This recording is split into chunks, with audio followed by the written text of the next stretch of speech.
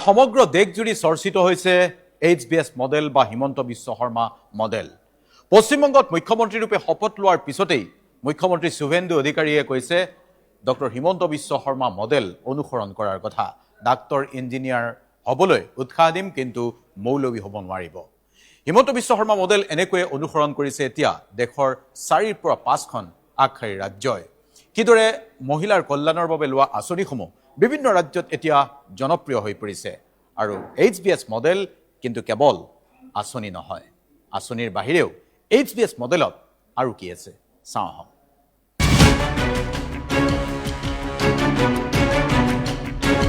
Doctor Himanta Biswa Sarma model. Doctor Sarma model আজি দেশজুৰি আলোচনাৰ কেন্দ্ৰবিন্দু। পশ্চিমবংগত শুভেন্দু অধিকাৰীয়ে ল'ব ডক্টৰ হিমন্ত বিশ্ব শৰ্মা মডেল। কিন্তু ডক্টৰ হিমন্ত বিশ্ব শৰ্মা মডেলৰ হঠাৎ দেশজুৰি চৰ্চা কিয়? তেনেহ'লে কাৰণ এইবাৰ বিশ্লেষণ কৰিম। এটা সময় আছিল ভাৰতীয় ৰাজনীতিত উন্নয়ন মানে আছিল বৃহৎ বৃহৎ দলং, অট্টালিকা, কাৰখানা, ডাঙৰ ডাঙৰ ঘোষণা। কিন্তু ৰাজনীতি ক্ৰমাৎ সলনি হৈছে। এতিয়া কেৱল ভাষণ দিয়ে ভোট পাব নোৱাৰি। ভোটাৰৰ ভোট নিৰ্ধাৰণ হয় মেছেজত। বুজি পাইছে নিশ্চয়। এতিয়া ভোটাৰে অধীৰ আগ্ৰহেৰে অপেক্ষা কৰে কাৰ কাৰ ফোনত SMS আহিল, কাৰ কাৰ বেংক একাউণ্টত অৰুণোদয়ৰ ধন সোমাল, কোনে পালে উপঢৌকন নিদিয়াকৈ চাকৰি। আৰু এই নতুন ৰাজনৈতিক সমীকৰণকেই উত্তৰ পূৰ্বাঞ্চলত এক শক্তিশালী মডেল হিচাপে গঢ়ি তুলিছে এজন নেতাই। নেতাজন আপোনাৰ চিনাকি, নাম ডক্টৰ হিমন্ত বিশ্ব শৰ্মা। আজিৰ ৰাজনীতিৰ বিশ্লেষকসকলে বহুতেই কয় এয়া হিমন্ত বিশ্ব শৰ্মা মডেল, চমুকৈ হিমন্ত মডেল। আপুনি গাঁৱে ভূঞে আপোনাৰ সমষ্টিটো বহু সভা দেখিছে। যেতিয়াই অৰুণোদয় হিতাধিকাৰীৰ সভা হয়, গ্ৰাম্যাঞ্চল ভৰি পৰে। যেতিয়াই মুখ্যমন্ত্ৰী অহাৰ কথা থাকে বা মুখ্যমন্ত্ৰী আহে, একোখন সভাই একোটা উৎসৱলৈ পৰ্যবেক্ষিত হয়। প্ৰায় একেধৰণৰ চাদৰ মেখেলা পিন্ধা হাজাৰ হাজাৰ মহিলা। একোখন সভাত মহিলাৰ উপস্থিতিয়ে ইংগিত আছিল 2026ত কি হ'বলৈ গৈ আছে। আৰু সেয়া আজি আপোনাৰ চকুৰ সন্মুখত। কিন্তু মূল কথাটো হ'ল এই হিমন্ত মডেল বা ডক্টৰ হিমন্ত বিশ্ব শৰ্মা মডেলৰ মূল কেন্দ্ৰবিন্দু কি জানেনে? অতি সহজ। Visible governance plus direct beneficiary politics. অৰ্থাৎ আজিৰ তাৰিখত সকলোৱে বুজি পাইছে, আজিৰ তাৰিখত সকলোৱে স্বীকাৰ কৰি লৈছে, উন্নয়ন মানে কেৱল আন্তঃগাঁথনি নহয়। উন্নয়ন মানে মানুহে চৰকাৰক নিজৰ জীৱনত অনুভৱ কৰা। মন কৰিব, মানুহে চৰকাৰক নিজৰ জীৱনত অনুভৱ কৰা। চৰকাৰে মোৰ কাৰণে কি কৰিছে সেই অনুভৱ। আৰু সেইবাবে ডক্টৰ হিমন্ত বিশ্ব শৰ্মাৰ ৰাজনীতিত এক গুৰুত্বপূৰ্ণ শব্দ বেনিফিচিয়াৰী। সহজ ভাষাত আপুনি মই কোৱা হিতাধিকাৰী। এতিয়া হিতাধিকাৰী আঁচনিয়ে কেনেকৈ ৰাজ্যৰ নিৰ্বাচনী ৰাজনীতিয়ে সলাই দিছে সেই কথাও আপুনি হয়তো ভালকৈ বুজি পাইছে। 2020 চনত ৰাজ্যত আৰম্ভ হৈছিল অৰুণোদয় আঁচনি। প্ৰাৰম্ভিক অৱস্থাত অৰুণোদয়ৰ হিতাধিকাৰীৰ সংখ্যা 17-18 লাখ মান। তাৰপিছত অৰুণোদয় 2.0, অৰুণোদয় 3.0 আৰু তাৰপিছত 2026ত অৰুণোদয় হিতাধিকাৰীৰ সংখ্যা প্ৰায় 40 লাখ মহিলা।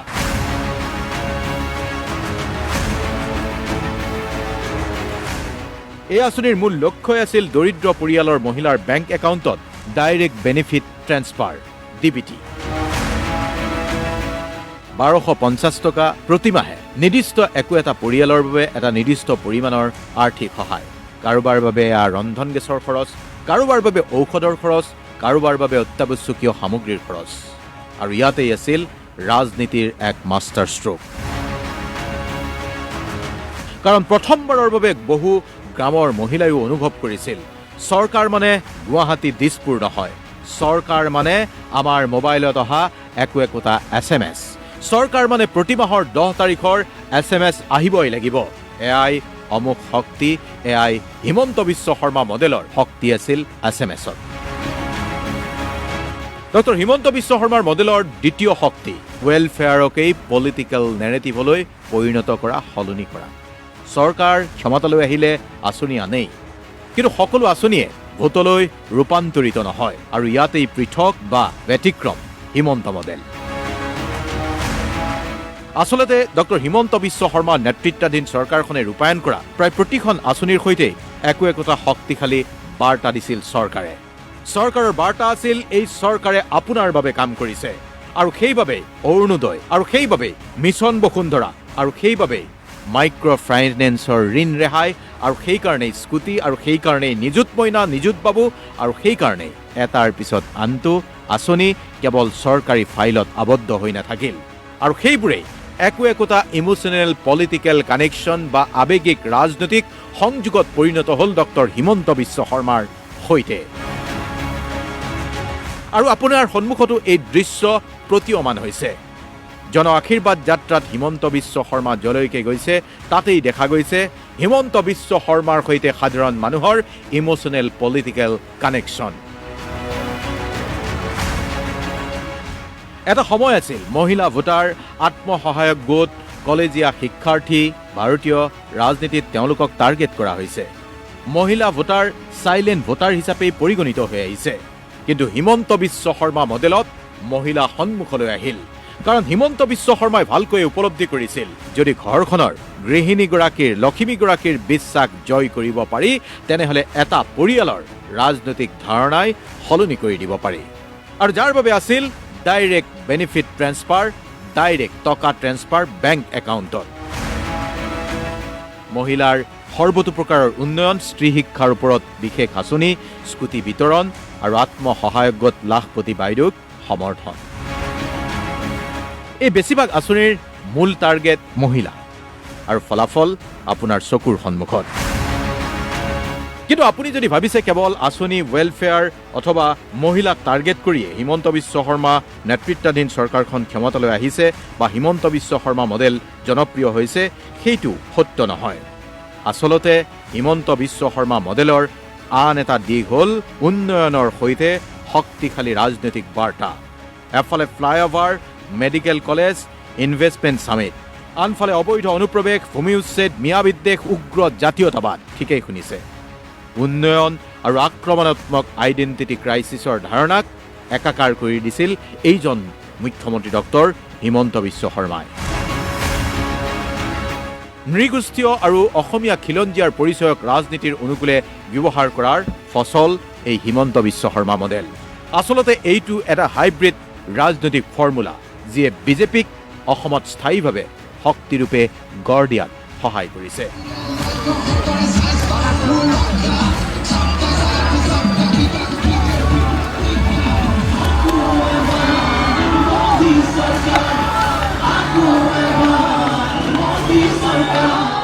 মধ্যপ্ৰদেশৰ পৰা ত্ৰিপুৰালৈকে, উত্তৰ প্ৰদেশৰ পৰা বিজেপি শাসিত পশ্চিমবংগলৈকে আজিৰ তাৰিখত ভালেমান ৰাজ্যই অসমৰ হিতাধিকাৰী মডেল বা হিমন্ত বিশ্ব শৰ্মা মডেল অধ্যয়ন কৰিছে, বহুতে চৰ্চা কৰিছে।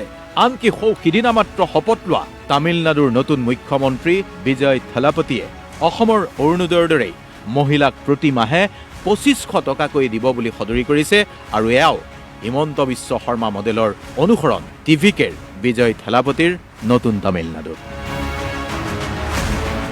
দিল্লীয়েও ভালকৈ উপলব্ধি কৰিছে আজিৰ তাৰিখত লাষ্ট মিনিট ডেলিভাৰী ৰাজনীতিত আটাইতকৈ ডাঙৰ অস্ত্ৰ। মানুহে এতিয়া ডাঙৰ ডাঙৰ কথাতকৈ, ডাঙৰ ডাঙৰ ভাষণতকৈ নিজৰ একাউণ্ট বেলেঞ্চৰ কথা বেছিকৈ চিন্তা কৰে। কথা কোৱা নেতাতকৈ কামৰ মানুহক বিশ্বাস কৰে আজিৰ জনতাই, আৰু যাৰ বাবে হিমন্ত বিশ্ব শৰ্মাই এই কথা অনুধাৱন কৰিয়ে একাউণ্ট বেলেঞ্চ কেনেকৈ বৃদ্ধি কৰিব পাৰি সেই চিন্তা নিৰ্বাচনৰ পূৰ্বেই কৰিছিল। অসমৰ পৰাই শিকি এতিয়া অন্যান্য ৰাজ্যয়ো মহিলাকেন্দ্ৰিক ৱেলফেয়াৰ আঁচনি, প্ৰত্যক্ষভাৱে বেংক একাউণ্টলৈ টকা হস্তান্তৰ আৰু এটা শক্তিশালী বাৰ্তা দিয়াৰ আঁচনি ল'বলৈ লৈছে। এই ষ্ট্ৰেটেজি এতিয়া কেৱল অসমতেই নহয়, এই ষ্ট্ৰেটেজি এতিয়া বহু ৰাজ্যত এক ৰাজনৈতিক ষ্ট্ৰেটেজিও হৈ পৰিছে। সমালোচনা আছে, কিন্তু তাৰ মাজতো বিৰোধীয়ে অভিযোগ কৰিলেও আজিৰ ৰাজনীতিত নিৰ্বাচন যে কেৱল আদৰ্শৰ যুদ্ধ নহয় সেই কথা সঠিককৈ প্ৰমাণ কৰি দিছে ডক্টৰ হিমন্ত বিশ্ব শৰ্মাই। আজিৰ তাৰিখত ৰাজনীতি মানে ডেটাৰ যুদ্ধ, ডেলিভাৰীৰ যুদ্ধ, নেৰেটিভছৰ যুদ্ধ, আৰু আজিৰ যুগত অসমৰ পৰা উত্থান হোৱা এটা মডেল হিমন্ত বিশ্ব শৰ্মা মডেল। এটা মডেল যি মডেলত সাধাৰণ জনতাৰ কল্যাণৰ লগতে আছে দৰ্শন, শক্তিশালী ৰাজনৈতিক বাৰ্তা আৰু শক্তিশালী ৰাজনৈতিক টাইমিং। আৰু যাৰ বাবে অসমৰ এইজন নেতা এতিয়া কেৱল অসমৰ এখন পৰিচিত মুখ নহয়, ৰাষ্ট্ৰীয় ৰাজনীতিত এক পলিটিকেল কেছ ষ্টাডি ৰূপে পৰিগণিত হৈছে ডক্টৰ হিমন্ত বিশ্ব শৰ্মা।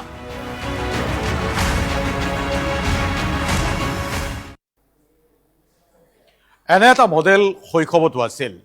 তেতিয়া হিমন্ত বিশ্ব শৰ্মা গান্ধী বস্তিৰ স্কুলৰ ছাত্ৰ অথবা কামৰূপ একাডেমীৰ ছাত্ৰ অথবা যোৰহাট বাল্যভৱনত পঢ়া সেই সময়ৰ কথা।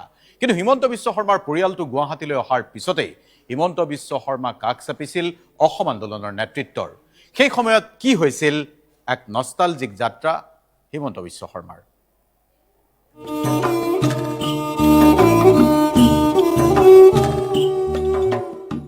শৈশৱৰ কথাবোৰ মনত আছেনে?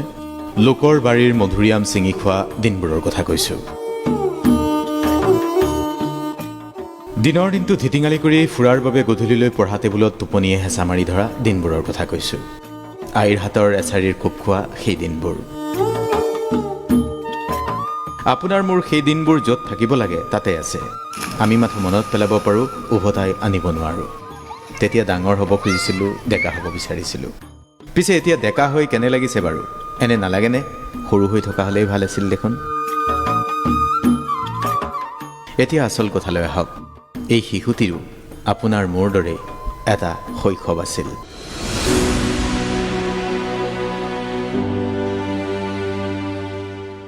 সমনীয়াৰ সৈতে কাজিয়া কৰিছিল, লোকৰ বাৰীৰ কলিয়াম ছিঙি খাইছিল, স্কুলত উৎপাত কৰাৰ বাবে শিক্ষকৰ মাৰো খাইছিল, লোকৰ ঘৰৰ জেওৰা ভাঙি ফুৰিছিল আৰু তাৰ ঘৰলৈ শিলিতাও হয়তো কেতিয়াবা দলিয়াইছিল।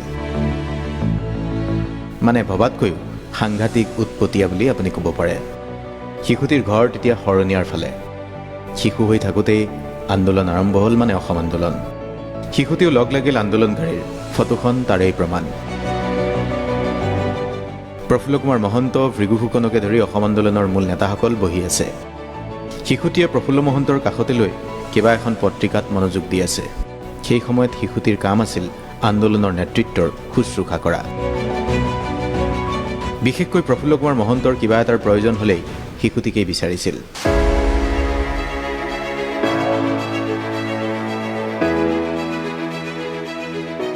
শিশুটিয়ে দৌৰা দৌৰি কৰি আনি দিছিল তামোল, চাহ, পাণ বা আছিল নে নাই সেই সময়ত। তাতোকৈ আৰুনো কি কৰিব পাৰে সেই কণমান বয়সত। সেই সময়ৰে আন এখন ফটো আছে, এইখনো তেতিয়াৰে। শিশুটিৰ সৈতে আন কেইজনমান অসম আন্দোলনৰ নেতা। কোন বাৰু আছিল এখেতসকল? কোন বাৰু আছিল এই শিশুটি? আপুনি ধৰিব পাৰিছে নিশ্চয়। কৈয়ে দিছোঁ আপোনাক, প্ৰফুল্ল মহন্তৰ কাষত থিয় হৈ থকা এই শিশুটিয়ে হৈছে এতিয়াৰ মুখ্যমন্ত্ৰী ডক্টৰ হিমন্ত বিশ্ব শৰ্মা।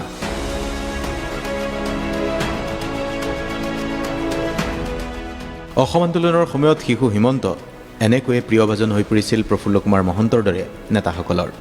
যোৰহাটত জন্ম হৈছিল ডক্টৰ শৰ্মাৰ। এইখন যোৰহাটতেই তোলা ফটো। পিতৃ মাতৃ আৰু সহোদৰৰ সৈতে লাজ লাজকৈ থিয় দি থকা এইজনেই মুখ্যমন্ত্ৰী ডক্টৰ হিমন্ত বিশ্ব শৰ্মা। দীঘল চুলি, তেতিয়া যোৰহাটৰ বাল্যভৱনত পঢ়িছিল। যোৰহাটৰ পৰা হিমন্ত বিশ্ব শৰ্মাৰ পৰিয়াল গুৱাহাটী পালেহি। এইবাৰ পঢ়িবলৈ ল'লে গান্ধী বস্তিৰ বিদ্যালয়ত। তেতিয়া হিমন্ত বিশ্ব যিমান উৎপতীয়া আছিল সিমানেই হেনো লাজকুৰীয়াও আছিল।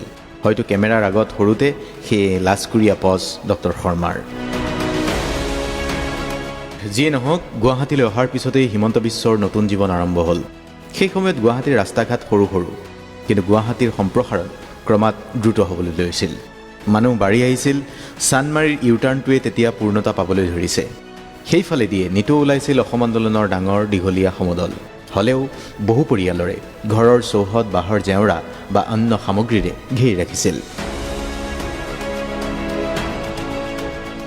সেই সময়ত বহুতৰেই একো একোখন বাৰীও আছিল। যোৰহাটতকৈ হিমন্ত বিশ্ব শৰ্মাৰ গুৱাহাটীৰ শৈশৱ আছিল বেছি মুকলিমূৰীয়া।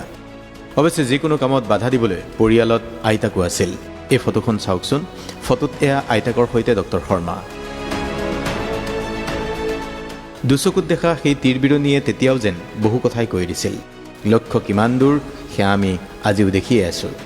তেতিয়াৰ শিশু হিমন্তয়ো অভিনয় কৰিছিল। ককা দেউতা, নাতি আৰু হাতী নামৰ ছবিখনত অভিনয় কৰিছিল হিমন্ত বিশ্বই। হাতীৰ পিঠিত উঠি এয়া হিমন্ত বিশ্ব। গান্ধী বস্তিৰ বিদ্যালয়ৰ পৰা হিমন্ত গ'ল কামৰূপ একাডেমীলৈ। উজান বজাৰ চাৰিআলিৰ কাষতেই কামৰূপ একাডেমী। দেখিছে নহয়, সম্ভৱতঃ এইখন কামৰূপ একাডেমীত পঢ়ি থাকোঁতেই বন্দী হৈছিল কেমেৰাৰ ফ্ৰেমত। কামৰূপ একাডেমীত পঢ়ি থাকোঁতেই তাৰ্কিক হিচাপে সুনামো কঢ়িয়াইছিল। কামৰূপ একাডেমীৰ তাৰ্কিকজন কটনত পঢ়িবলৈ লোৱাৰ পিছত সুদক্ষ বক্তা হোৱাৰ বাট গঢ়ি তুলিছিল।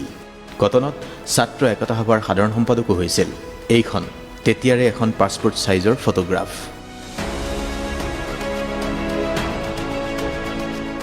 সৰুকালৰো পাছপৰ্ট ছাইজৰ এখন ফটো আছে, ওপৰতে চহী এটা। কটনত পঢ়ি থকাৰ সময়ছোৱাৰ ডক্টৰ শৰ্মাক লৈ আজিও ইটোৰ পিছত সিটো বিতৰ্কৰ অৱতাৰণা হয়। ডেকা ল'ৰা তেতিয়া, সন্মুখত পথো আছিল বহু। সেই সময়ত আজি সততে হিমন্ত বিশ্বৰ চিৰশত্ৰু বুলি গণ্য কৰা অখিল গগৈও কটনতে আছিল। ফাৰ্ষ্ট মেচত আছিল ডক্টৰ হিমন্ত বিশ্ব শৰ্মা। এসময়ত আঁচু কৰা হিমন্ত বিশ্ব শৰ্মা আলফাত জড়িত হৈ পৰিছিল নেকি? সেই সময়ত বহু ছাত্ৰৰে আলফাৰ নেতাসকলৰ সৈতে যিকোনো এটা সম্পৰ্ক আছিল, বিশেষকৈ লাহে লাহে সক্ৰিয় ৰাজনীতি কৰিবলৈ অহাসকলৰ কথা কৈছোঁ।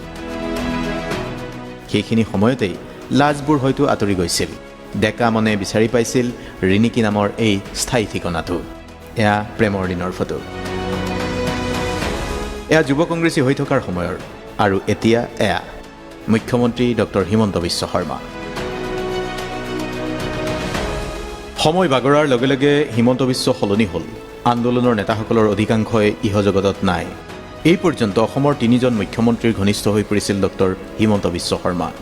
অত্যন্ত বুদ্ধিমত্তা, বাকপটুতা আৰু কথা আৰু কামৰ ক্ষেত্ৰত দেখুওৱা দক্ষতাৰ বাবে প্ৰফুল্ল কুমাৰ মহন্ত, হিতেশ্বৰ শইকীয়া আৰু তৰুণ গগৈৰ একেবাৰে ওচৰৰ মানুহ হ'ব পাৰিছিল ডক্টৰ শৰ্মা।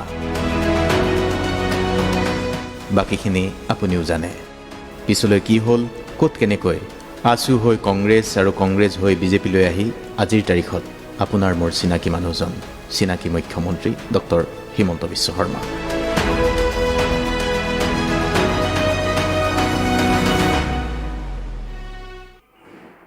অসম আন্দোলনৰ সময়ৰ হিমন্ত বিশ্ব শৰ্মাৰ কাহিনী আৰু কম, কিন্তু তাৰ পূৰ্বে ডক্টৰ হিমন্ত বিশ্ব শৰ্মা কিদৰে প্ৰতিটো নিৰ্বাচনত ওৱান মেন আৰ্মিৰ দৰে কাম কৰিছে। 2026ৰ এই বিধানসভা নিৰ্বাচনতো ডক্টৰ হিমন্ত বিশ্ব শৰ্মা কেনেকৈ ওৱান মেন আৰ্মি, সেই বিষয়ে এক প্ৰতিবেদন এইবাৰ চাওঁ আহক।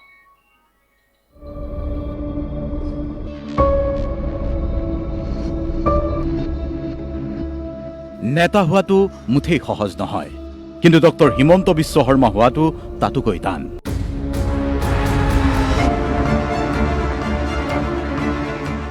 এই যে ডক্টৰ হিমন্ত বিশ্ব শৰ্মা বোলা মানুহজন, যিজনক আপুনি টিভিয়ে, পেপাৰে, ছ'চিয়েল মিডিয়াই অহৰহ দেখি আছে, ওপৰে ওপৰে চালে চৌদিশে মসৃণ পদ যেন লাগে ডক্টৰ শৰ্মাৰ।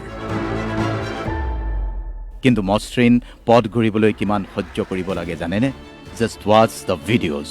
মোৰ প্ৰাণত অসমীয়াই, মোৰ মনত ভাৰতীয়াই, মোৰ তেজত অসমীয়াই, মোৰ উশাহত ভাৰতীয়াই, ক্ষুদ্ৰ ক্ষুদ্ৰ মোৰ প্ৰতিটো খোজ, সূক্ষ্ম সূক্ষ্ম মোৰ প্ৰতিটো প্ৰয়াস, কেৱল মোৰ আইৰ বাবে বিন্দু বিন্দু জিলিকি উঠা এই কপালৰ ঘাম, ৰন্ধে ৰন্ধে বৈ থকা অন্তহীন স্বাভিমান, কেৱল মোৰ আইৰ বাবে। আপোনাৰ চকুৰ সন্মুখেৰে এতিয়া পাৰ হৈ যোৱা প্ৰত্যেকটো ভিডিঅ'ই এটা এটা কাহিনী কয়।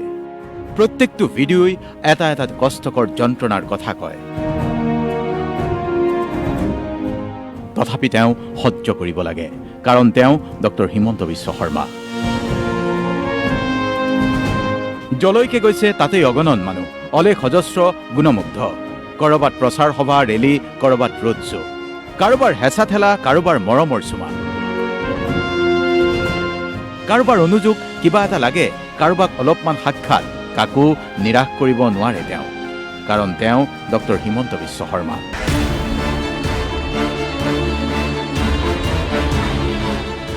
দৈনিক এখন যুদ্ধৰ বাবে সাজু হ'ব লাগে।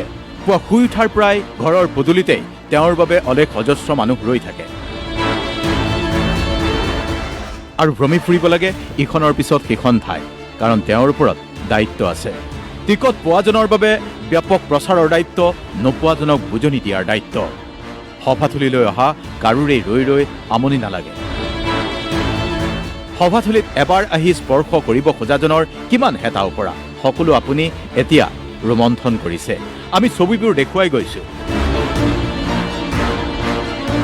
কোনোবাই কেতিয়াবা কলাৰত ধৰে, কোনোবাই কেতিয়াবা হাতত ধৰি টানে। হাত বিষাই যায়, হাতত কেতিয়াবা তেওঁ গামোচা বান্ধি ল'বলৈ বাধ্য হয়। কিন্তু এই সকলোৰে মাজত তেওঁৰ মুখত হাঁহি লাগি থাকিব লাগে। সকলোকে হাঁহিমুখে সম্ভাষণ জনাবলৈ বাধ্য তেওঁ, কাৰণ তেওঁ ডক্টৰ হিমন্ত বিশ্ব শৰ্মা। মোৰ চিঞৰৰ নাম অসম, মোৰ অভিমানৰ নাম অসম, মোৰ বিপ্লৱৰ নাম ভাৰত, মোৰ সংস্কৃতিৰ নাম সনাতন। ভাগৰিব ধৰিও আজিৰ তাৰিখত কাৰোৰে প্ৰতি তেওঁ খং, অভিমান, উষ্মা প্ৰকাশ কৰিব নোৱাৰে। আজিৰ তাৰিখত তেওঁ কাকো নিৰাশ কৰিব নোৱাৰে। এফালে যদি অৰুণোদয় পোৱা আইতা, বাইদেউ সকলো আছে, আনপিনে লক্ষ্যজনে এটা সংস্থাপনৰ বাবে তেওঁলৈ আশা পালি বহিছে। তেওঁ সকলোৰে আশা পূৰণ কৰিব লাগে, আৰু সেইবাবেই তেওঁ সকলোৰে অনুযোগ, সকলোৰে আহ্বান শুনিও যেন স্থিতপ্ৰজ্ঞ। ভাগৰিব ধৰিও ভাগৰিব নোৱাৰো, হাৰিব ধৰিও হাৰিব নোৱাৰো। দৈনিক 4ৰ পৰা 5খন সভাত ভাষণ দিছে। প্ৰতিখন সভাতেই সভাথলীত উপস্থিত থকা লক্ষ্যজনক তেওঁ আশ্বস্ত কৰিবলৈ চেষ্টা কৰিছে। এয়াও ইমান সহজ নহয়। আপুনি মই হয়তো ভাবিব পাৰোঁ, ঈশ্বৰে দেখুৱাই দিয়া বাটেৰে বাট বুলি ডক্টৰ হিমন্ত বিশ্ব শৰ্মা আজি আহি এই স্থানত উপনীত হৈছে, আৰু আপুনি ইচ্ছাৰেই হওক অনিচ্ছাৰেই হওক স্বীকাৰ কৰিবলৈ বাধ্য। দীৰ্ঘ প্ৰতীক্ষাৰ অন্তত যেন অসমে এজন হিমন্ত বিশ্ব শৰ্মা পাইছে, যাক সমালোচনাৰে থকা সৰকা কৰিব পাৰি, ওলাই কিন্তু মুঠেই কৰিব নোৱাৰি। He is self made one man army. মোৰ মনত অসমীয়াই, মোৰ প্ৰাণত ভাৰতীয়াই, মোৰ তেজত অসমীয়াই, মোৰ উশাহত ভাৰতীয়াই। ইৰো ৰিপৰ্ট DY 365। অসম আন্দোলনৰ যিসকল শ্বহীদ, তেওঁলোকৰ বাবে ডক্টৰ হিমন্ত বিশ্ব শৰ্মাই প্ৰথম মুখ্যমন্ত্ৰিত্বৰ কাৰ্যকালতেই কৰি দেখুৱালে শ্বহীদ স্মাৰক। সেই দিনবোৰৰ কথা আমি ৰোমন্থন কৰিম সৰু এটা বিৰতিৰ পিছত।